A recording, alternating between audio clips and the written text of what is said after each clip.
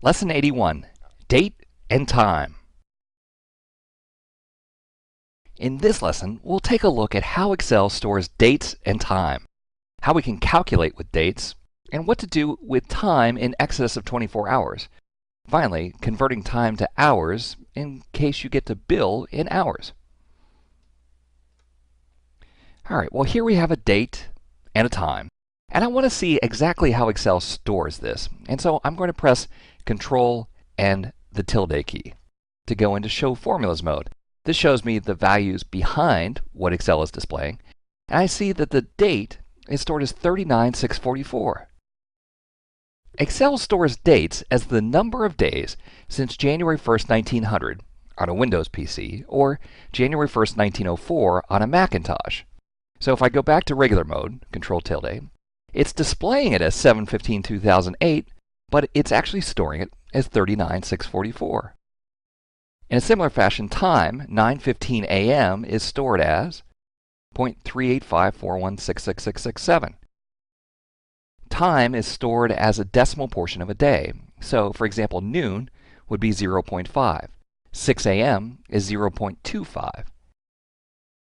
Excel stores that value, but it uses the numeric format to show us a date or a time. So, for example, let me just here enter equal rand between.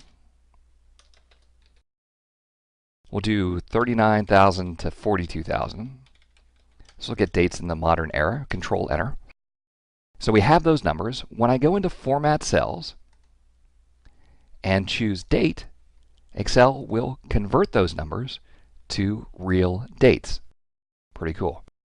In a similar fashion, let's enter some random times between 0 and 1. Equal rand will give me random numbers between 0 and 1. When I format those as a time, Excel happily takes those decimals and converts them to a time. Now we have a real problem if someone set up a spreadsheet not using true Excel dates, if they would actually use text. I'm going to scroll down here where I have three ranges where instead of having real time, these are text. You see the apostrophe there, or if we hit Control tilde, you'll see that they're not stored as numbers, they're actually stored as text.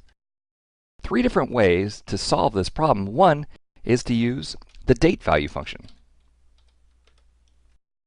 Ask for the date value of that text, and Excel will convert it to the proper serial number. Copy that down, and then we simply have to use a date format to get back to displaying dates. Another way to solve this is just to take a blank cell, copy that blank cell to the clipboard, and then we're going to use Paste Special to add that cell, the blank cell, to all of the text that looks like dates, and Excel will convert those to real dates. You just simply have to use the date format to see it as a date. Although probably the fastest way to convert text that looks like dates is to choose the text, go to the Data tab, Text to Columns, and in step 3, specify that our data is in month, day, year format. Finish. And we don't even have to reformat the cells, but they are actually now stored as numbers instead of dates. Well, why would Excel do this? Why would they use this crazy storing it as a number of days thing? Well, it turns out that makes date calculations very easy. First of all, we have a lot of flexibility, even though Excel is storing, in this case, 39166. Based on the numeric format that we choose, we can get a completely different look to the day. So all of these cells contain 39166, but based on the formatting, I can control whether I show just the day of the week, just the month, just the year, spell out the day, spell out the month, give me 2 digits for the month, or just 1 digit when we're in January through September. In a similar fashion, all of these time values are storing 0.625, but by using different numeric formats, and some of these, like particularly this one, would have to be entered on the Custom tab. So if we go back to Home, Number, I'm not going to find Please Remit By in the Date section, but I can type that format in the Custom tab, and I'll be good. All right, now let's take a look at this cell. This cell adds the 39,166 and the 0.625. So we're actually getting a point in a day. We can use a date and time format to show both the date and the time. But if we ask for just the time portion, it happily shows me just the 1500 hours. So in other words, 3 p.m. This is a very important distinction when we're going to try and create a timesheet back on the time calc. You'll see that in order to see all of the hours represented in 39,166, I have to use a custom number format of the H in square brackets. We'll take a look at that in a minute. All right, so let's do some simple calculations. Calculations are easy. If we want to figure out how many days have elapsed between two dates, simply subtract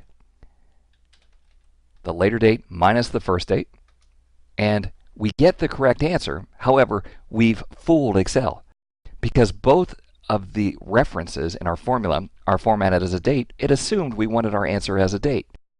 Be on the lookout for this. You have to just go back and change it to be a regular number because we're looking for the number of days.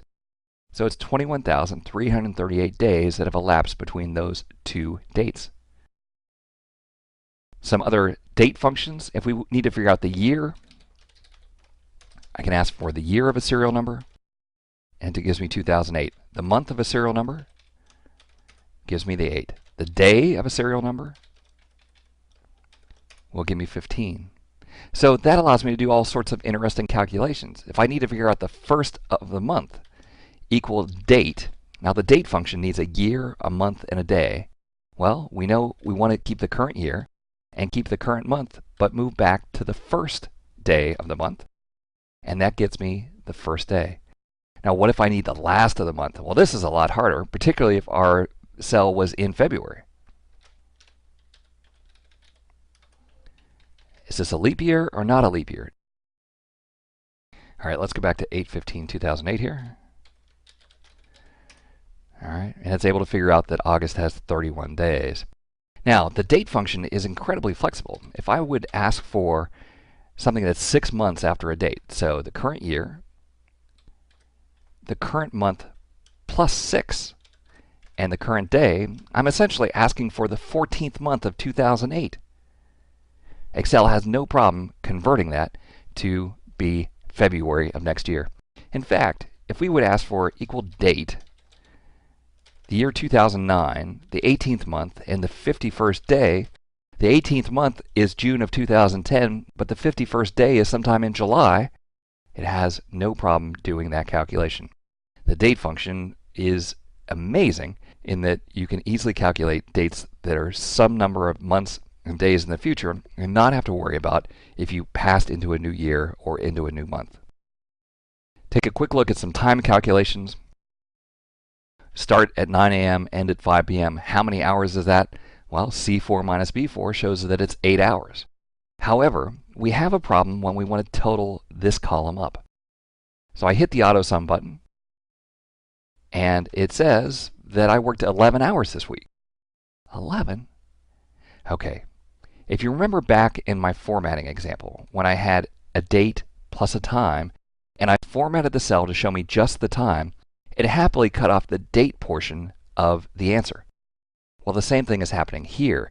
We have 24 hours, which is a complete day, and 11 hours. So this is being stored basically as 1 point something. And when I ask for hours and minutes, it's just showing me the values after the decimal point. Well, I mean, how many people are trying to do timesheets in Excel? Clearly, we need a way to show the total number of hours. So when I go in to Format Cells, I'll go to the Custom tab and put a square bracket around the H. That tells Excel to not throw away the decimal portion of the day. Click OK, and here we now have 35 hours. Be aware of this anytime that your total is going to be more than 24 hours. Well, you might want to just get rid of this time format altogether. If you bill in hours, let's just use a simple calculation here. The later time minus the earlier time times 24. That easily converts to 2¼ hours. Copy that down, and when we total, it has no problem in telling us that we have 6.75 hours of billable time. There are similar functions for time, so while we had year, month, and day, we also have the hour function. which will give us the hour portion, the minute function, and the second function.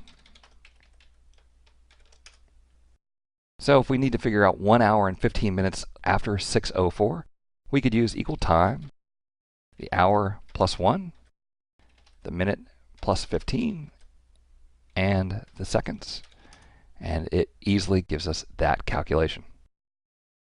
I know it seems a little bit confusing, especially when you sometimes get an answer that looks like this when you're expecting a date. However, once you understand how Excel is storing dates and times, it becomes very easy to format your dates or to do calculations. I hope you found that helpful, and thanks for watching. Looking to advance your career by acquiring new skills? Tired of expensive off-site training programs? Wish you could learn from the best instructors in the industry? Look no further than live lessons. Self-paced, personal video instruction by the world's leading technology publishers. Each live lesson comes with a DVD featuring 3 to 4 hours of instructor-led classroom training, sample program code that allows you to work along with your personal instructor, and an example-rich study guide.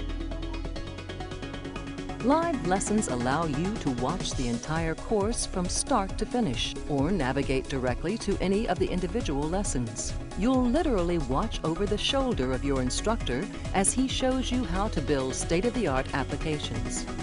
Live lessons, the power of the world's leading technology experts at your fingertips. To learn more, visit mylivelessons.com today.